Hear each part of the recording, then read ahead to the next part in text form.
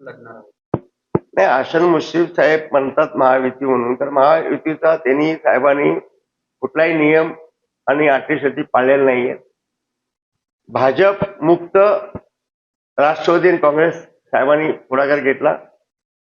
भाजप सोडून तिकडे प्रत्येक ठिकाणी त्यांनी आघाडी केली. भाजप कसा संपेल या विचाराने त्यांनी एकदम सिस्टमली काम केलंय.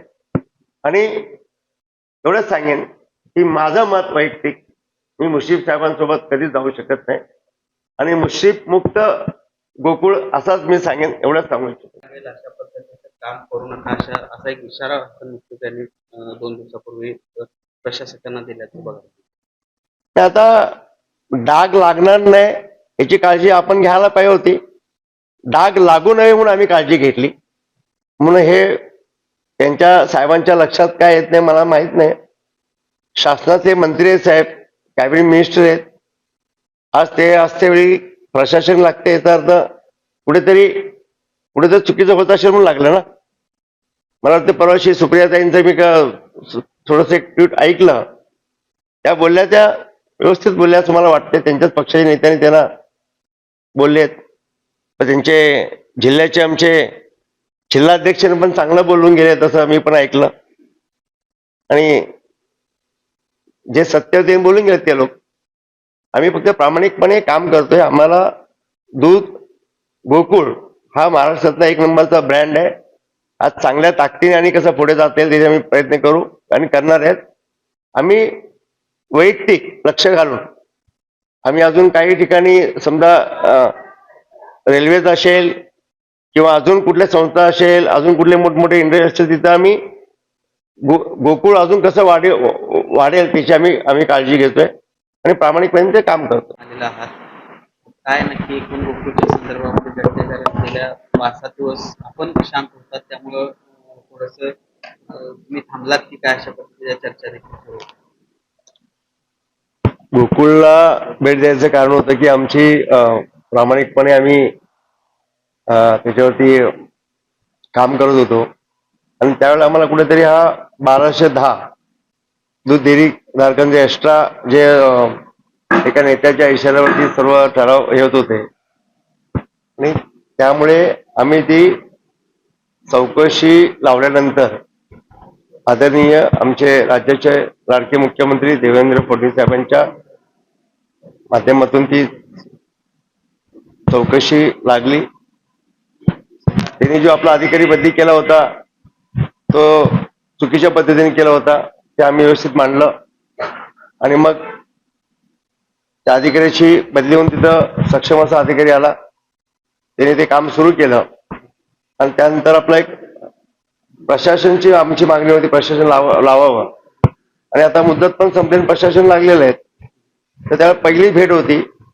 कारण त्यानंतर आम्ही पण व्यस्त झालो आणि त्याला चांगल्या पद्धतीने काम करावं, चांगल्या पद्धतीने काम समजून घ्यावं म्हणून आम्ही 8-10 दिवस 5 तारखेला काही प्रश्न लागला. आज तारीख बहुतेक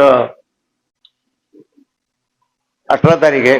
म्हणजे आम्ही 10-15 दिवस त्यांना गोकुळ संघ समजून घ्यावा आणि त्याचा अभ्यास करून त्यांनी बोलावं म्हणून नंतर मी त्यांची वेळ घेतली आणि एक सचिता भेट म्हणून आपण पहिल्यांदा त्यांचं प्रशासन मंडळाचं स्वागत केलं, शुभेच्छा दिल्या आणि त्यांना विनंती केली की आपण आल्यानंतर पहिला पूर्ण गोकुळ संघ समजून घ्या, प्रामाणिकपणे आपल्याला काम करायचंय.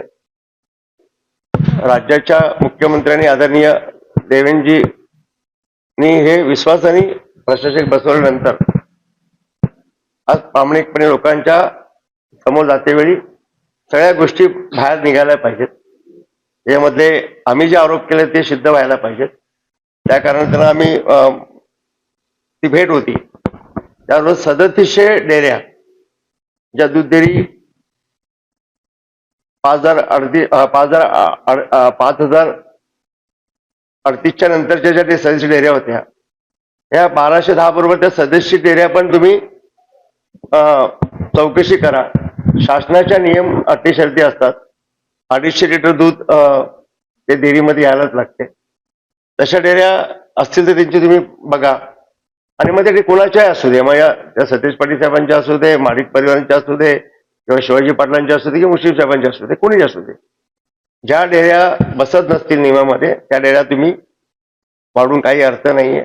आणि या मतदानासाठी ढेऱ्या वाढवायचं आणि असं काही गोष्टी होता कामा नयेत. आम्हाला पत्रात देताना आम्ही सूचना केल्या. अनेक मुद्दा महत्वाचा होता की आज त्यांनी अमूलने दरवाढ केली, मदर डेअरीने केली. तर मी त्याला सांगितलं की आता मुंबई पूर्ण मुलांच्या परीक्षा झाल्यानंतर मुंबई खाली झालेली आहे. म्हणजे सुट्टीवरती गेलेत, परिवार गेलेत. मुंबई असेल, पुणे असेल, शहरी भागातले लोक. तर प्रामाणिकपणे आपण जर चांगलं काम केलं तर दूध वाढ नंतरही करता येते. सध्या 1 महिने थांबा अशी मी विनंती केली प्रशासनाला की जुलैमध्ये आपण 2 नाही 4 रुपये करू आणि 2 रुपये आपण ज्या दूध धारक आहेत डेअरीधारक त्या शेतकऱ्यांच्या प्रत्येक लिटर मागे त्या कुटुंबाला पण 2 रुपये आपण वाढून देऊ.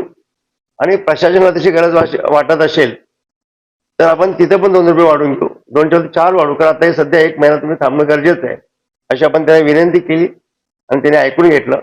पुढे आपला प्रशासक आहे ते त्यांचं काम करतील. त्यांना प्राधान्य जोर जबरदस्ती नाही करू शकत आपण. तर आम्ही त्या आमच्या भूमिका मांडल्या. काही नोकरवर्गांना कायदेशीर बाबी न तपासता मनमानीने त्यांना प्रमोशन दिलं, त्यांचे पगारवाढ केले आणि इतर कामगारांवरती अन्याय झाला.